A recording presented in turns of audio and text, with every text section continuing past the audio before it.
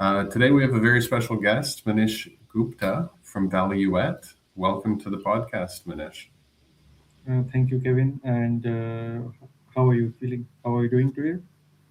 Yeah, I'm doing very well. Looking forward to this. We've spoken before and have similar businesses and maybe opportunities to collaborate. So it's a real pleasure to bring you onto the podcast.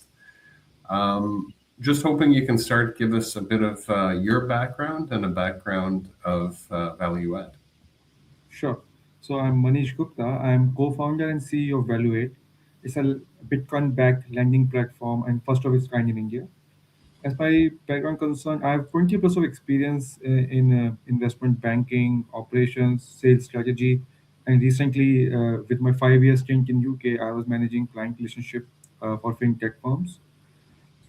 The Value, as I mentioned, is a Bitcoin-backed platform, first of its kind in India, in which a borrower or Bitcoin holder can unleash the power of Bitcoin and use this as an asset and get a fiat currency against it. So I'm very excited to build this, and it's a tough journey so far, but I can see the sunlight now. Yeah, the sunlight comes for a bit, and then more clouds come. That's the Yeah. entrepreneur's journey.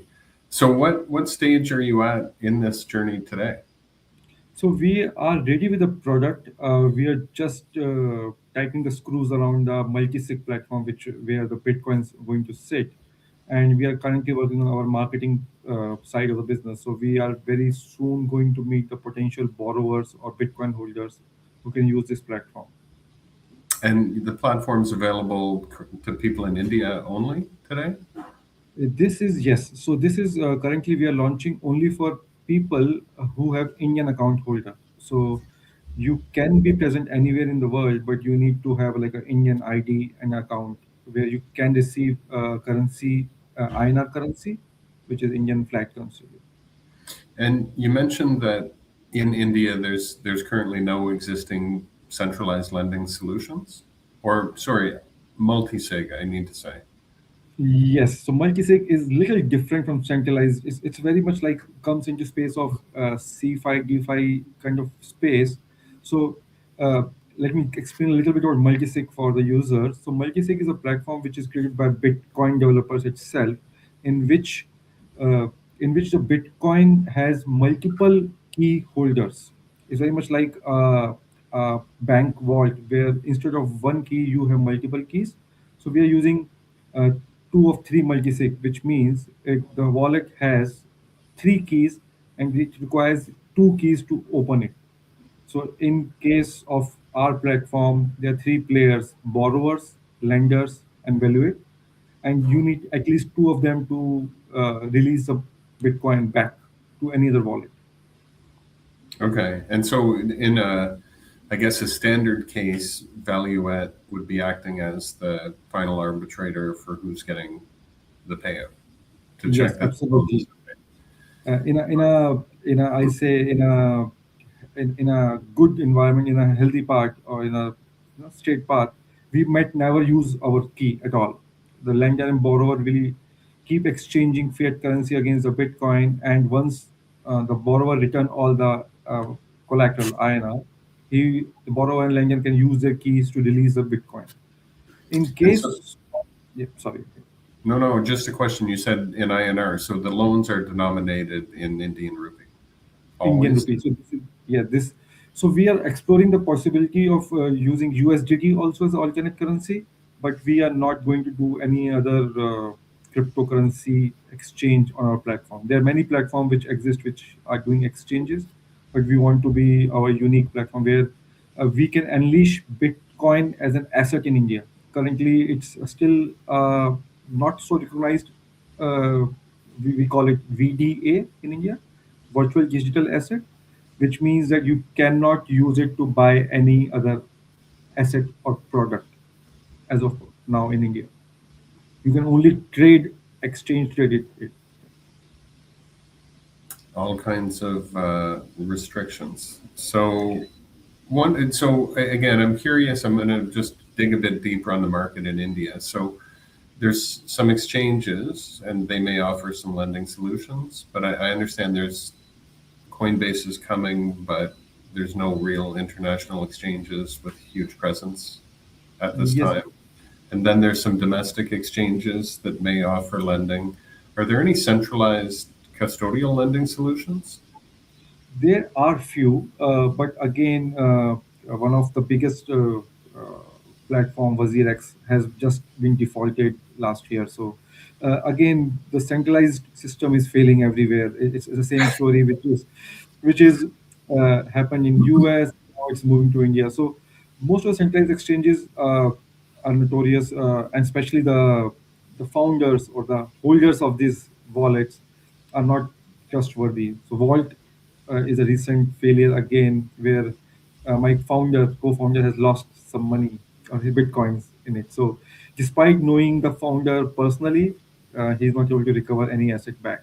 So, uh, Indian customer, I say per se, or Indian Bitcoin holder is very very scared right now, and this has been reflected in lower volumes on exchanges also, because heavy regulation from government side and some recent fraudulent and scam activities on the other side is preventing Indian user to use Indian platform as such for any crypto related activity. So I'd like to dig dig deeper into these centralized failures because you're right, they do keep coming up. It literally feels like it's a matter of time in many cases. The it sounds like they maybe were a regulated entity within India if they were one of the bigger exchanges that failed. And so just a question about if they were regulated and what the nature of the, you know, decision making that led to the failure. And then just if you have any idea on the number of people impacted and the amount of dollars lost. Yeah. So Indian market is kind of pseudo regulated. I will use pseudo because Indian government or Indian policymakers are anti Bitcoin or anti crypto. That means that they do not want to encourage any crypto activity per se.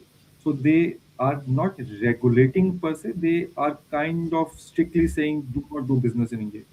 So this kind of gave us a leeway to these centralized exchanges to do whatever they want to do, because if they default it or if they do any scandal or scam, they do not come into any regulation. It's very much like there's a gray area. So they are just exploiting the gray area tremendously. But if someone wants to legitimately do a business in crypto, there's a heavy negative force of regulation which comes across, which we have also facing. So we have to follow the traditional, conventional banking norms to run a transparent Bitcoin business. So it's it does not come I was reading other markets in Asia. India is a unique example where we need to follow traditional banking regulations on a Bitcoin. So and they never matches up. So we have already applied for the license, banking license, or I will say like a financial asset holder license, and it's still pending for last 3 months. So I am not sure when we're going to do it. That is one big hurdle which is stopping us from going big bang launch. We cannot advertise till we get this license. The second part of the question, how big the volumes are, I don't have the numbers in place, but it's cost like half a million USD, which the last one defaulted. So huge numbers, many people affected. Uh, but again, this data is not publicly published, like it's not publicly available easily because of the scarcity of or the hidden business which we are running in India right now. So you will be surprised to know that after America, Indians are the biggest holders of Bitcoin unofficially, and there's no concrete data around it. After who? United States? United States, yeah. Interesting. So, Yeah, I mean so it's big market, a lot of people, and makes sense. Yeah, so I will take you back to the whole history of why this is happening and why Indians are big Bitcoin holder. So in 2016, I will take you back when Bitcoin is known by a handful of people. In 2016, the government of India banned high currency notes. because there are a lot of fake currency in the market. So they suddenly banned like the highest domination physical currency notes from the banking system, which consist of 80% of Indian physical money. And a lot of people at that time converted those banned notes into bitcoins. We're talking about when Bitcoin was below 10,000.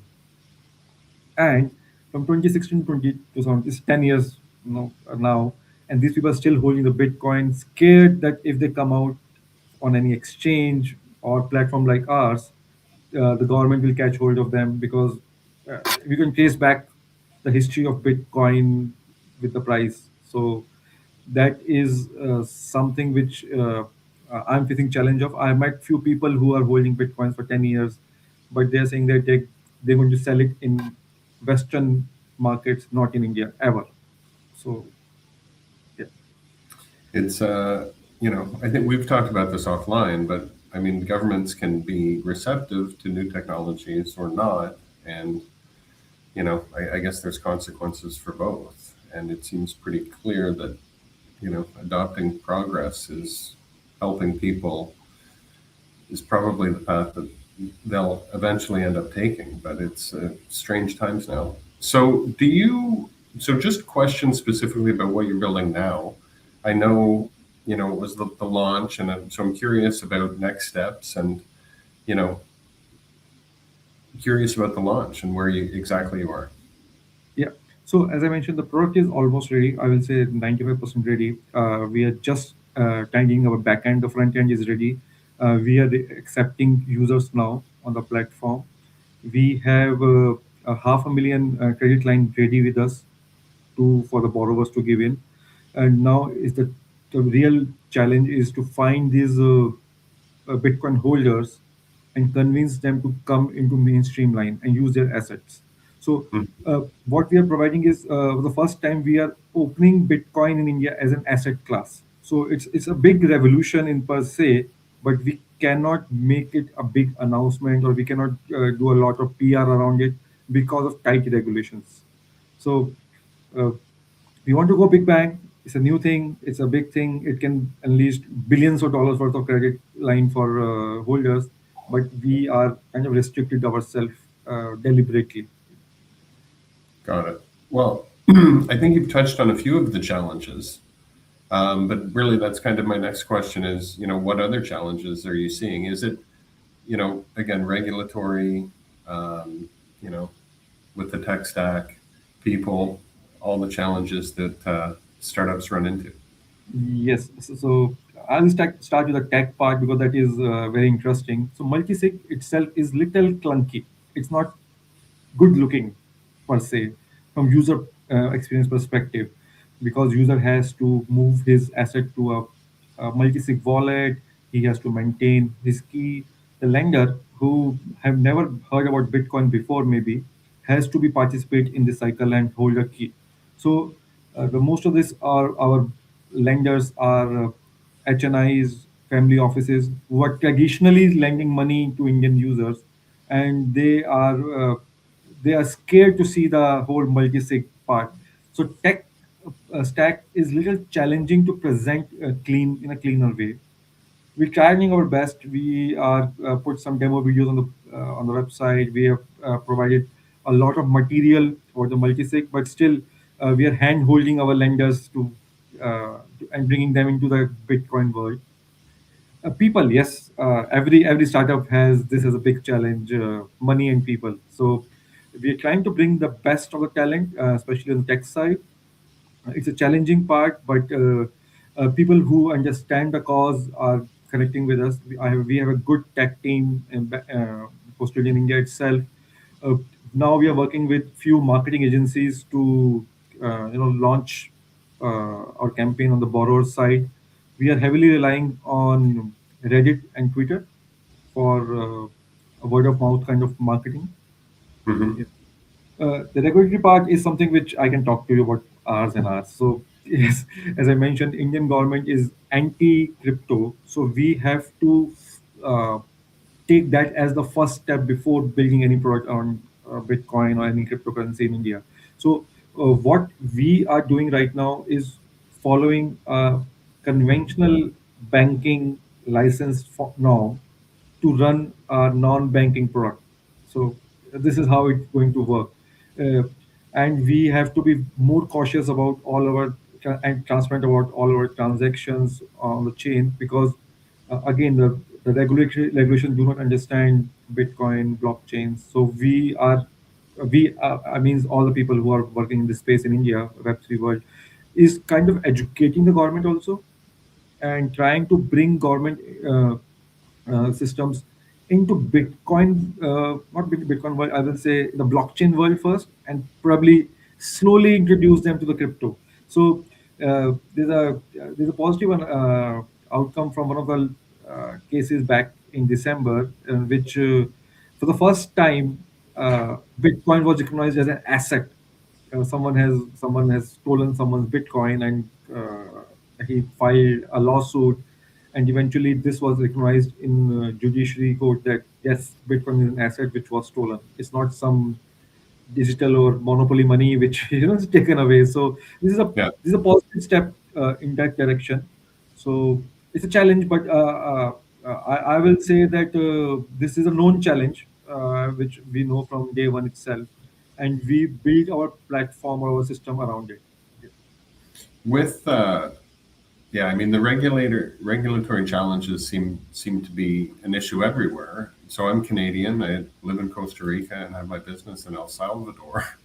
Because they certainly wouldn't let me do this in Canada in terms of you know getting licensing or participating in that. Um, so yeah, sometimes um, you know we'll hope that over time,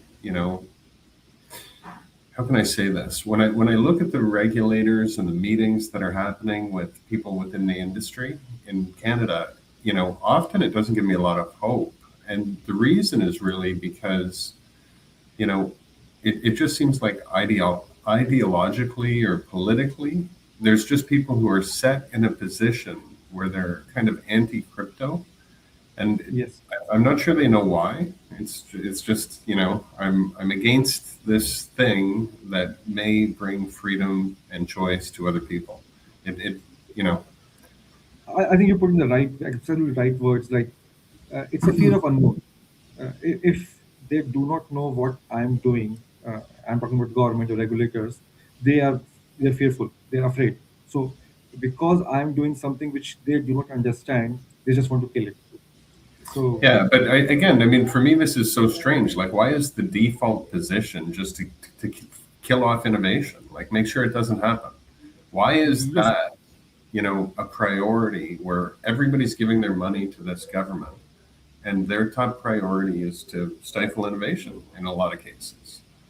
yeah. So it's very political in nature also, because a few bad incidents about Bitcoin, as I mentioned, about when this note, the currency was banned in 2016, the people moved to Bitcoin. That kind of set a wrong precedent from day one itself.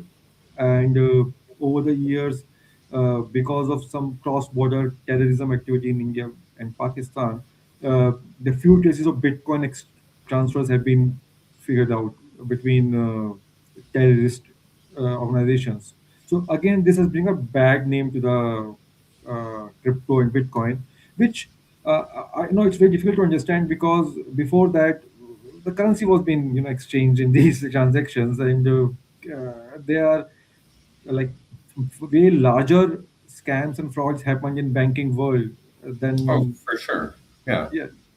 Yeah. So recently, I mean, like 2 days back, also there's a big fraud equivalent to say $100 million have been surfaced in one of the bank, in which this money was just vanished, and there's no trace of it. And this money is held by a government account in one of the public banks, and Yeah. when they want to withdraw it, it does not exist at all, and there's no traces of it. So this 100 million scam is not being highlighted as much as $1,000 Bitcoin lost by someone. Well, yeah. I mean, this is the thing. Like, we forget about J.P. Morgan paying almost $400 million in fines for Jeffrey Epstein.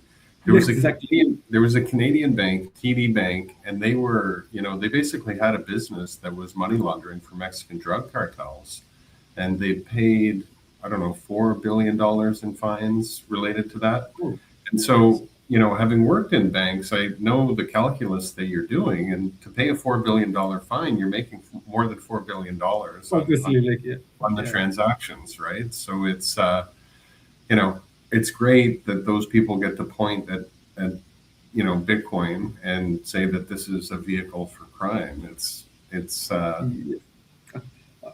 it One is thing, what it is, and I think people eventually will start seeing it for what it is, if they yes. don't already. I guess my next question, Manish, is really about any advice you have for builders. But before I go there, um, is this your first startup, or do you have other experience in starting things up? This is my second venture. So back in UK in 2024, I started like a edtech. So I'm an engineer from IIT Delhi, and this is like a this is like MIT equivalent of India, and I am teaching students on and off for last 20 years. I love I want to be educated to close to education, teaching. I always wanted to be a professor when I was young, but never a chance. So I started an ed tech because in India there's a huge young youth market, and currently what is being served by the formal education is not enough. They are so there's a survey done by Nelson, and they figure out that 50% or 650 more than 50% of Indian youth is unemployable. That means after graduation or post graduation, they are still not ready for the industry.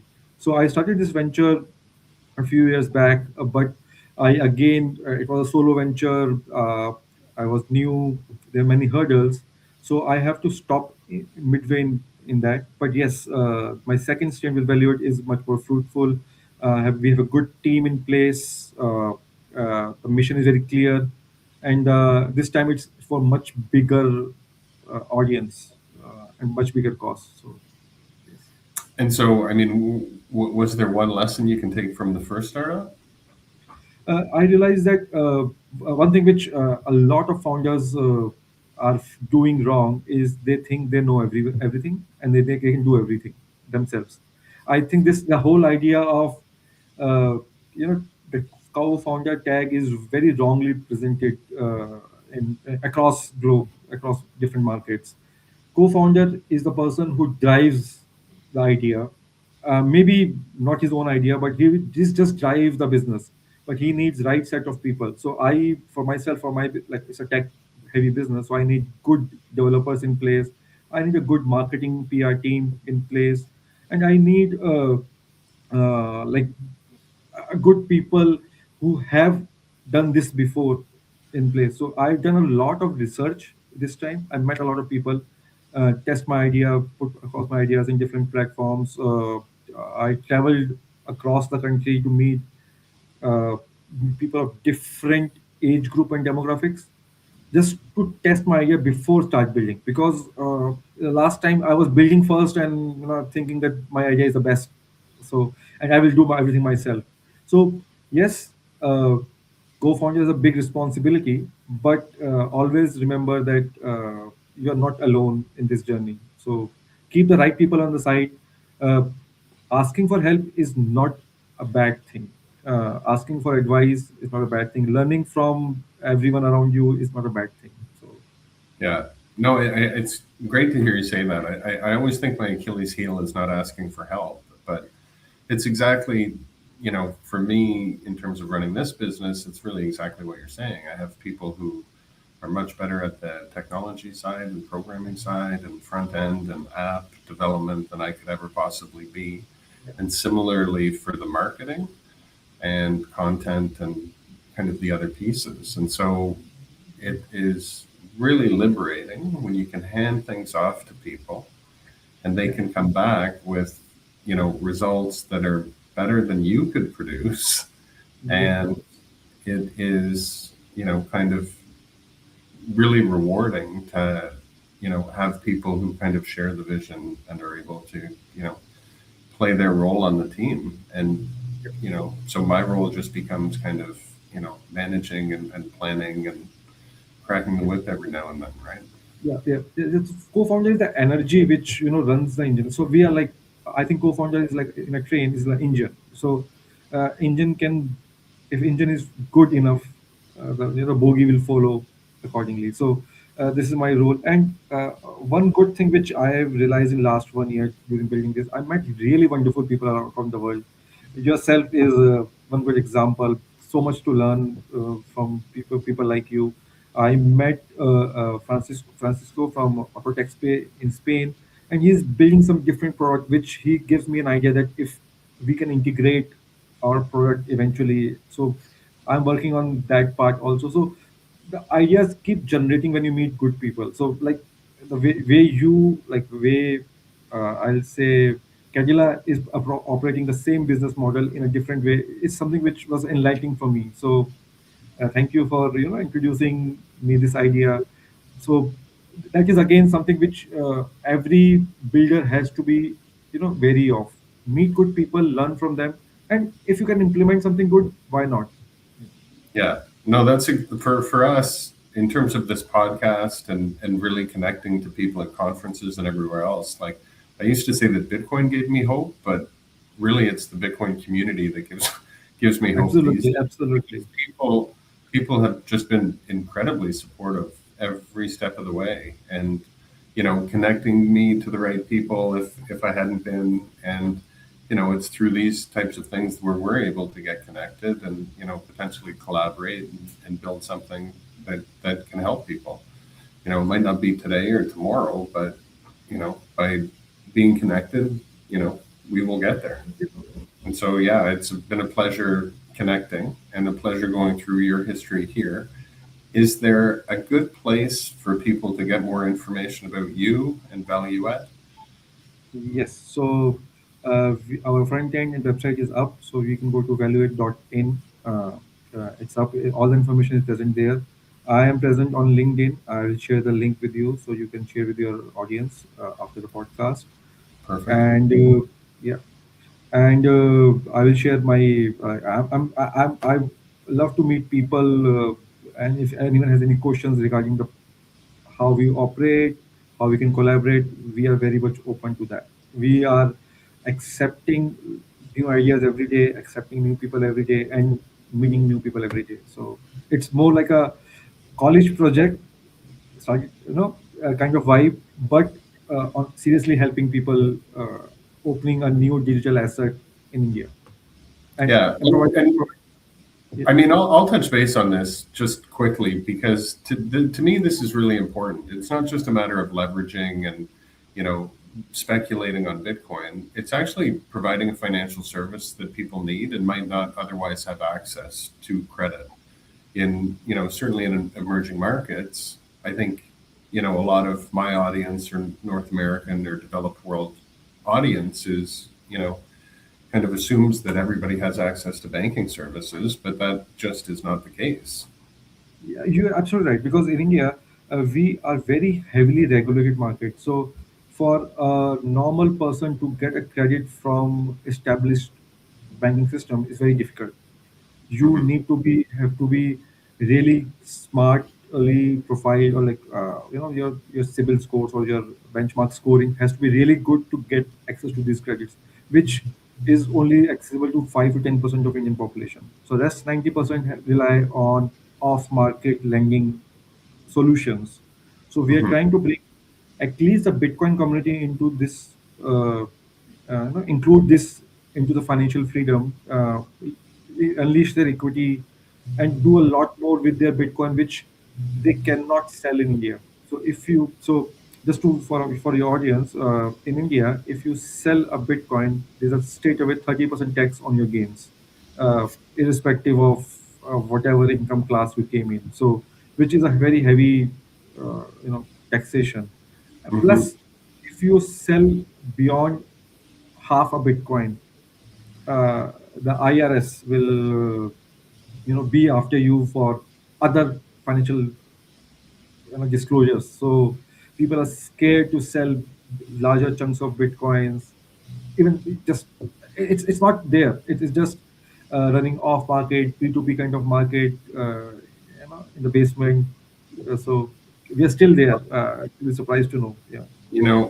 I guess the one thing to be optimistic for is, I mean, all of these things just tell me over and over again that we're so early in this, that we're still dealing with this kind of nonsense of, you Yes. know, So we, government and state being the same, money and state being the same thing. And, I look forward to working with you and making all kinds of services available to more people.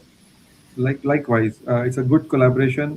We are building the same product in a two different way, and this gives us, like, both of us opportunity to synergize together. Mix our product line together. Maybe open a new markets together. So I'm looking Yeah, forward for. sounds good. Well, we'll connect soon, and all the best, Manish. Thank you, and all the best to you, and thank you for this podcast. Take care.